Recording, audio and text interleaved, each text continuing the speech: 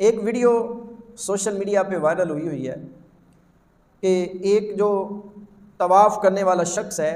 اس کو دوسرے لوگ اٹھا کے طواف کر رہے ہیں، اور جو ساتھ ایک عورت ہے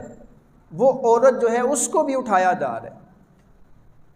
اور اس کی وجہ سے یعنی نازیبا سی وہ حرکت معلوم ہوتی ہے۔ عورت کو مردوں نے ہاتھوں سے اٹھا کے اوپر کیا ہوا ہے، جس کی وجہ سے وہ حجر اسود کا بوسہ لینا چاہ رہی ہے، تو یہ مناسب عمل نہیں ہے۔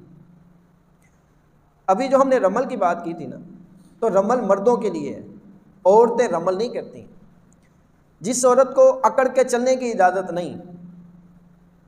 جس کو صفا مروہ کے درمیان دوڑنے کی اجازت نہیں ہے،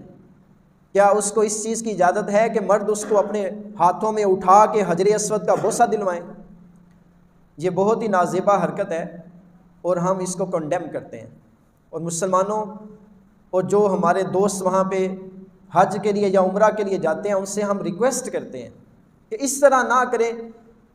کہ طواف کعبہ کے دوران جب کہ اللہ کی کروڑوں رحمتوں کی برسات ہو رہی ہوتی ہے، ہمیں اللہ اپنی رحمت سے محروم نہ کرتے۔ جو ہمارے اسلاف جس طریقے سے نبی پاک صلی اللہ علیہ وسلم اور صحابہ اکرام،